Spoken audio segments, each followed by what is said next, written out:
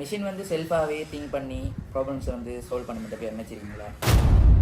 Computer வந்து செல்ஃபாகவே learn பண்ணுங்கன்னு சொல்லி பேர் வச்சுருக்கீங்களா? ஹியூமன்ஸை விட கம்ப்யூட்டர்ஸ் வந்து அதுக்கு மேலே ஸ்மார்ட்டாக வேலை செய்ய மட்டும் பேர் வச்சுருக்கீங்களா?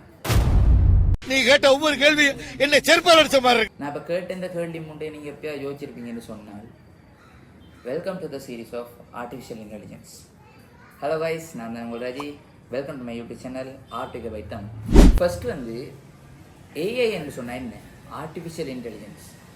தம்பி காமெடி வேண்டாம், நான் சொல்லிட்டேன், நான் காமெடி பண்ணாத. ஓகே, ஆர்டிஃபிஷியல் இன்டெலிஜென்ஸ் என்று சொல்கிறது வந்து சிம்பிளாக சொல்ல போனால், இப்போ வந்து ஹியூமன் இன்டெலிஜென்ஸ், இப்போ ஹியூமன்ட அந்த திறனை வச்சு அந்த இன்டெலிஜென்ட்டை வச்சு செய்கிறதுக்கு உரிய அந்த டாஸ்க்குகள் இல்லாட்டி அந்த வேலைகளை வந்து ஒரு மெஷினாக அல்லது ஒரு கம்ப்யூட்டர் இல்லாட்டி எலக்ட்ரானிக் டிவைஸ் வந்து செய்யும் என்று சொன்னால் அதுக்கு இருக்கின்ற திறனாக்கம் அல்லது அந்த இன்டெலிஜென்ஸ் தான் நான் சொல்லுவோம் ஆர்டிஃபிஷியல் இன்டெலிஜென்ஸ். விளங்குதா?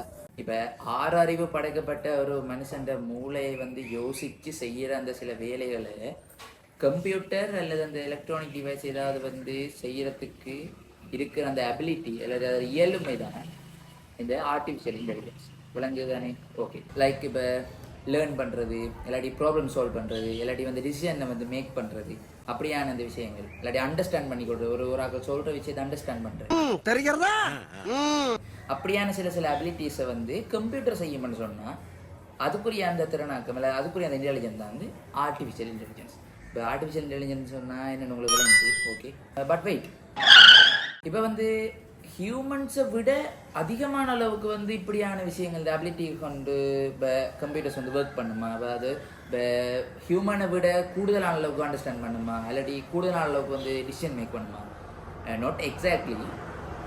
அதாவது ஒரு அளவுக்கு மேபி ஃப்யூச்சரில் வந்து அதை விட கூடுதலாக ஆகலாம்.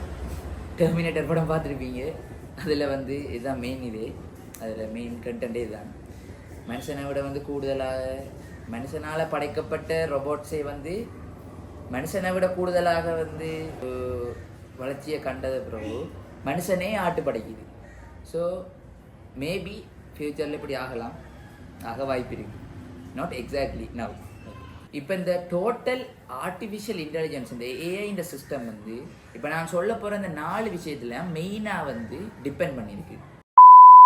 ஸோ ஃபர்ஸ்ட் வந்து டேட்டா, அதாவது வந்து ஒரு ப்ராப்ளமை வந்து சால்வ் பண்ணி அதுக்குரிய ரிசல்ட் தாரத்துக்குரிய டேட்டாஸை வந்து கலெக்ட் பண்ணி வச்சுருக்கு. லைக் இப்போ நம்பர்ஸ், ஆல்ஃபபெட்ஸ், அப்படின்னு சொன்னால் வீடியோஸ், இமேஜஸ், அப்படியான டேட்டாஸ். ஓகே தானே? Second, algorithm. இப்போ ஒரு ப்ராப்ளமை வந்து சால்வ் பண்ணி அதுக்கு ஒரு ரிசல்ட்டை தாரத்துக்கு தேவையான ஸ்டெப் பை ஸ்டெப்பான இன்ஸ்ட்ரக்ஷன்ஸை வந்து கொண்டிருக்கணும். அது கட்டாயம் அது இருக்கணும். ஓகே தானே? Third one, patterns. ஒரு ப்ராப்ளமை வந்து அண்டர்ஸ்டாண்ட் பண்ணி அதுக்கு ஒரு டிசிஷனை எடுக்கிறதுக்கு அந்த அண்டர்ஸ்டாண்டிங்க்கு வந்து இருக்கிற சில ரிலேஷன்ஷிப் அல்லது ட்ரெண்ட்ஸ் அல்லது பேட்டர்ன்ஸ், அதான் வந்து இந்த 3வது சொன்ன பேட்டர்ன். ஓகே தானே? Fourth one, training. இந்த டேட்டாஸில் இருந்து அந்த ஏஐ வந்து அண்டர்ஸ்டாண்ட் பண்ணி அதுக்குரிய அந்த அக்யூரஸியான ஒரு ஃபுல் அக்யூரேட்டான அந்த ரிசல்ட்டை தாரத்துக்கு நடக்கிற அந்த ட்ரைனிங் தான் இந்த 4வது விஷயம். ஓகே தானே? இந்த 4 தான் வந்து இந்த மொத்த ஏஐ சிஸ்டம் வந்து மெயினாக தங்கியிருக்கிற விஷயங்கள். ஓகே தானே? ஓகே, இப்போ நாங்கள் லாஸ்ட்டாக ஆர்டிஃபிஷியல் இன்டெலிஜென்ஸை வந்து நாங்கள் ரியல் லைஃப்பில் வந்து யூஸ் பண்ணுறதுக்குரிய எக்ஸாம்பிள்ஸ் இதை பார்க்க போகிறோம். இப்போ நீங்கள் தெரிந்தோ தெரியாமலோ நீங்கள் அதை யூஸ் பண்ணி கொண்டு தான் இருக்கிறீங்க. ஓகே, ஃபர்ஸ்ட் ஒன், நீங்கள் எல்லாருமே வந்து ஃபோனுக்கு லாக் போட்டு வச்சுருக்கீங்க. அதில் வந்து கூடுதலாக இப்போ வர ஃபோன்ஸில் வந்து ஃபேஸ் ஐடி இருக்குது. ஃபேஸை வந்து காட்டினா தான் அது அன்லாக் ஆகும். லைக் இப்போ ஐஃபோன்ஸில் வந்து கூடுதலாக இப்போ ஃபேஸ் ஐடி தான், எல்லாமே ஃபேஸ் ஐடி தான், கூடுதலாக எல்லாம் ஃபேஸ் ஐடி தான் யூஸ் பண்ணுறாங்க. ஓகே தானே?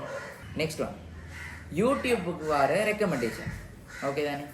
தேர்ட் ஒன், அமேசானில் இப்போ நாங்கள் வந்து அமேசானோட அந்த ஒஃபிஷியல் வெப்சைட்டுக்கு போய் நாங்கள் வந்து இப்போ ஒரு தேவையான அந்த குட்ஸுகளை வந்து நாங்கள் சர்ச் பண்ணுறோம்னா சர்ச் பண்ண முதலே அது ஃபீடில் வருது. இப்போ எங்களுக்கு தேவையான சாமான்களை வந்து காட்டுது. ஸோ அதுக்கு மெயினாக யூஸ் பண்ணுற இந்த மெயினாக வந்து ஏஐ தான் யூஸ் ஆகுது.